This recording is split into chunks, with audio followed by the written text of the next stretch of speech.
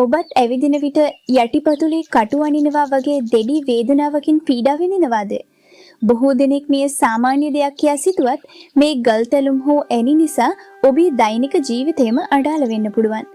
අද අපි මේ වීඩියෝවෙන් කතා කරන්නේ ශල්්‍ය කර්මයකින් තොරව අපේ දේශීය හෙළවෙදකමේන විශ්මිත අත්බෙහෙත් මගින් මේවා ස්වභාවිකව සුව කරගන්නේ කොහොමද කියන එක ගැනයි. අපි මුලින්ම තේරුම් ගන්න ඕනි මේ ගල් තැලුමක් සහ ඇනියක් කියන්නේ මොකක්ද කියලා.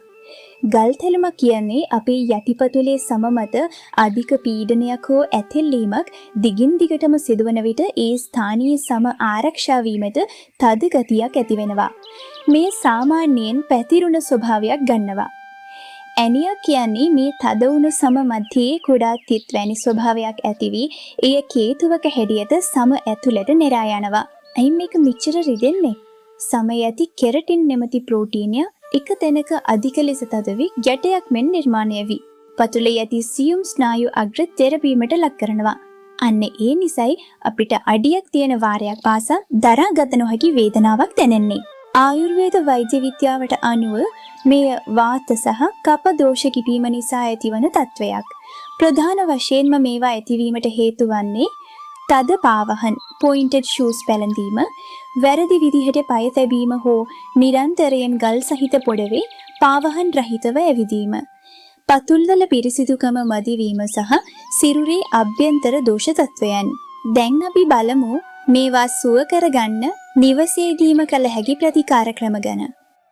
ඔබ මේ ඕනෑම ප්‍රතිකාරයක් කරන්න කලින් මුලින්ම පතුල් දෙක සබන් දාලා සොදලා මද උණුසුම් ජලයේ විනාඩි 15ක් විතර පුගවන්න. ඊට පස්සේ හොඳින් පිසදා ගන්න. එතකොට තමයි සම මෘදු වෙලා බෙහෙත් හොඳින් උරාගන්නේ. පළවෙනි ක්‍රමය සූදුරු සහ තල තෙල් සත්කාරය. මුලින්ම සූදුරු ටික කරගන්න. හොඳින් කුඩු කරගන්න. දැන් මේ කුඩු ටික තල තෙල් එක්ක මිශ්‍ර කරලා මදක් රත් කරන්න. මේ මිශ්‍රණය ගල් තැලුම තියෙන තැන තියලා රෙදි පටියකින් හෝ වෙලුම් පටියකින් බදින්න. දින කිහිපයක් මේක කරනකොට ගල් තැලුම මෘදු වෙලා ඉබේම ගැලවිලා යනවා. දෙවන ක්‍රමය රතු ලුණු පත්තුව. රතු ලුණු ගෙඩියක් අරගෙන අඟුරු මත තියලා පුලුස්සන්න. නැත්තම් තල තෙලෙන් වෙදගන්න. මේ ලුණු ගෙඩිය නිවෙන්න කලින් මද උණුසුම තියෙද්දීම ගල් තෙලම උඩ තියලා වෙලුම් පටියකින් තද කරලා බදින්න. දෙවන ක්‍රමය අමු පැපොල් කිරි සත්කාරය.